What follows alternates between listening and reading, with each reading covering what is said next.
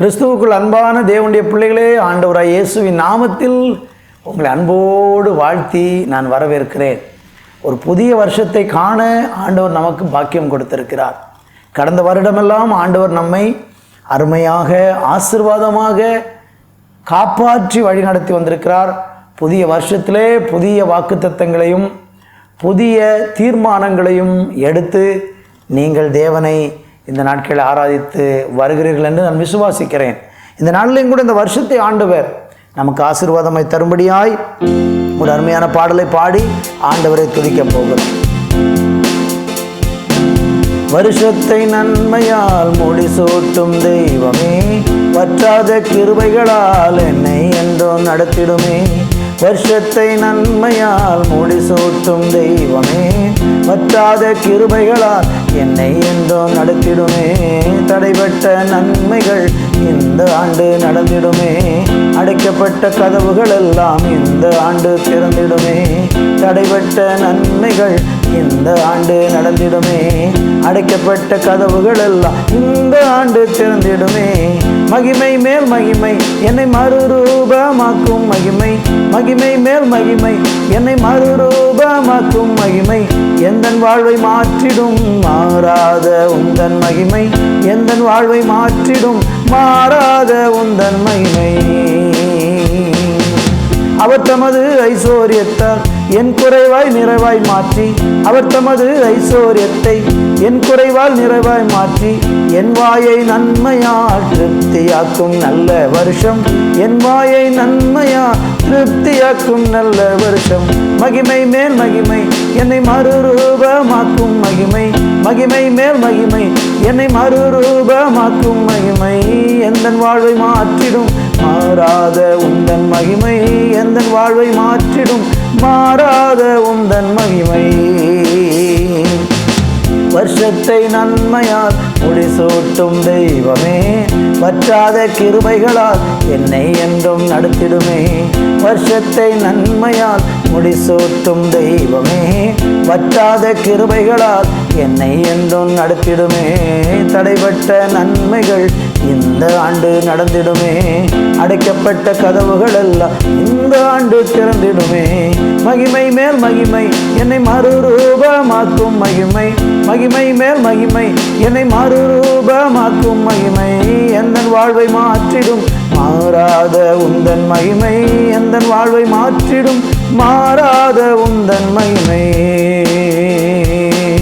அவர் எனக்காய் சிலுவை தனிலே அனைத்தையும் செய்து முடித்தார், அவர் எனக்கு சிலுவையிலே அனைத்தையும் செய்து முடித்தார். அவர் எனக்காய் சொன்னதை நிச்சயமாய் செய்து முடிப்பார், அவர் எனக்கு சொன்னதை நிச்சயமாய் செய்து முடிப்பார்.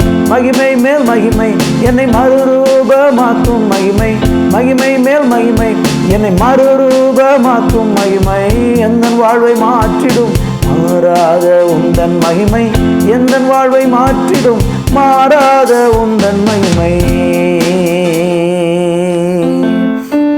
வருஷத்தை நன்மையால் முடிசூட்டுகிற தெய்வம் இந்த ஆண்டை முழுவதும் ஆசீர்வதிக்கும்படி இந்த ஆண்டினுடைய துவக்கம் முதல் முடிவு வரையிலும் ஆண்டவரே உங்கள் மாறாத பிரசன்னம் எங்கள் கூடவே இருக்கட்டும். தகப்பனே, இந்த நல்ல நாளை காண செய்த பரிசுத்தமுள்ள தேவன் அப்பா, இந்த வருஷத்தின் ஒவ்வொரு நாளும் ஒவ்வொரு நொடியும் ஒவ்வொரு இமைப்பொழுதும் எங்கள் கூட இருந்து எங்களை அருமையாக நடத்துவீராக என்று சொல்லி உங்களுடைய சமூகத்தை நோக்கி பார்க்கிறோம். தொடர்ந்து நீர் ஆசீர்வதியும். இயேசு கிறிஸ்துவின் நாமத்தில் ஜெபிக்கிறோம் எங்கள் நல்ல பிதாவே, ஆமேன் ஆமேன். கர்த்தருடைய பிள்ளைகளே, ஆண்டவராய் இயேசுவின் நாமத்திலே உங்களை அன்போடு நான் வாழ்த்துகிறேன்.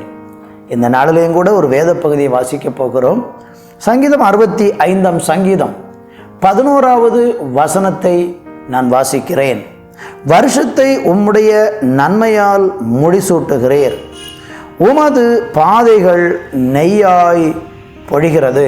அடுத்த வசனம், வனாந்தர தாவரங்களிலும் பொழிகிறது, மேடுகள் சுற்றிலும் பூரிப்பாய் இருக்கிறது, மேய்ச்சலுள்ள வெளிகளில் ஆடுகள் நிறைந்திருக்கிறது, பள்ளத்தாக்குகள் தானியத்தால் மூடியிருக்கிறது, அவைகள் கம்பீரித்து பாடுகிறது. என் அன்பு தேவனுடைய பிள்ளைகளே, இந்த வேத பகுதியை நம்ம வாசிக்கும் போது ஆண்டவராகிய தேவன் இந்த வருஷத்திலே நமக்கு நன்மையான வாக்குத்தத்தங்களை கட்டளையிட்டிருக்கிறார்.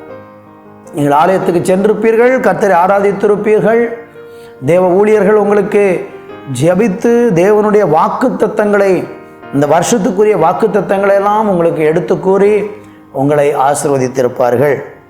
அந்த ஆசீர்வாதங்கள் தேவன் நமக்கு வாக்கு பண்ணி நமக்கு கொடுப்பேன் என்று சொன்ன அந்த ஆசீர்வாதங்கள் நம்முடைய வாழ்க்கையில் நிச்சயமாக நடக்கும், நிறைவேறும். இந்த சங்கீதத்தை தொடங்கும் பொழுது சங்கீதக்காரன் அதனுடைய 2வது வசனத்தில் இப்படி சொல்லுகிறார்: ஜெபத்தை கேட்கிறவரே, மாம்சமான யாவரும் உம்மிடத்திற்கு வருவார்கள். என் அன்பு கர்த்தருடைய பிள்ளைகளே, ஜெபத்தை கேட்கிற ஆண்டவர், ஜெபத்துக்கு பதில் கொடுக்கிற ஆண்டவர், ஜெபிக்கிற பிள்ளைகளை ஆசீர்வதிக்கிற ஆண்டவர். இந்த வருஷத்தின் ஆரம்பத்திலேயே நீங்கள் தீர்மானம் எடுத்துருங்க, நான் வேதத்தை ஒழுங்காக வாசிப்பேன், நான் தேவ சமூகத்திலே ஒரு ஆயத்தத்தோடு கூடிய ஒரு ஜெபத்தை நான் செய்வேன் என்று இந்த ஆண்டின் ஆரம்பத்திலேயே நீங்கள் தீர்மானம் எடுத்து இடைவிடாத ஒரு ஜெபமும் தடைபடாத ஒரு வேத வாசிப்பும் உங்கள் வாழ்க்கையில் இருக்குமானால் இந்த வருஷத்தை ஆண்டவர் நன்மையினாலே முடிசூட்டுவார். உமது பாதைகள் நெய்யாய் பொழிகிறது. கர்த்தருக்கு மகிமை உண்டாகட்டும்.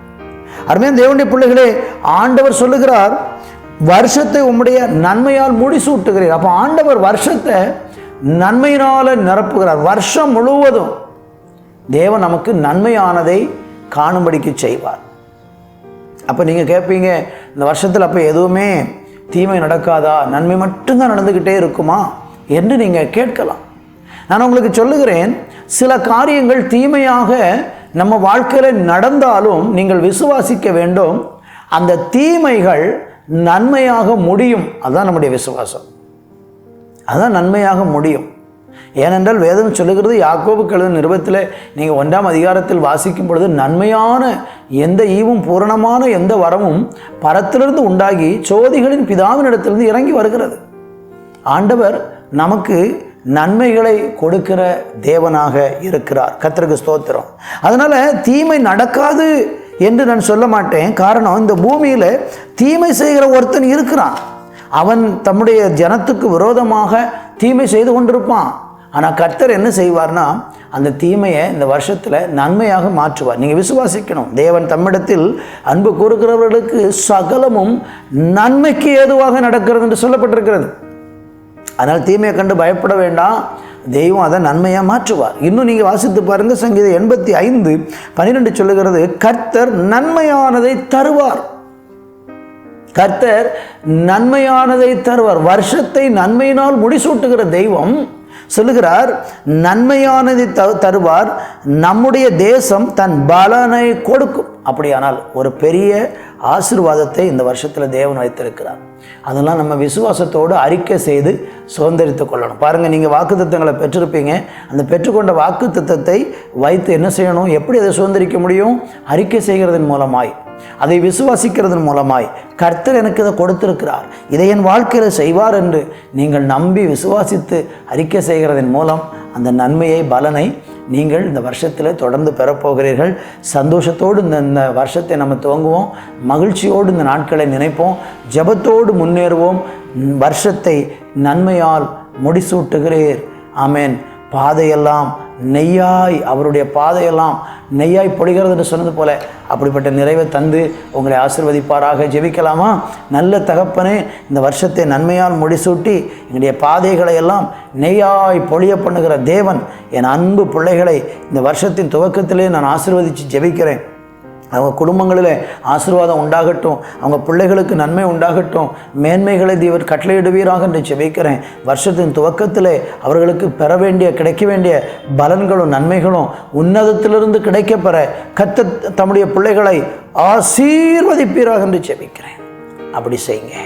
இயேசுவின் நாமத்தில் பிதாவே. ஆமேன். ஆமேன்.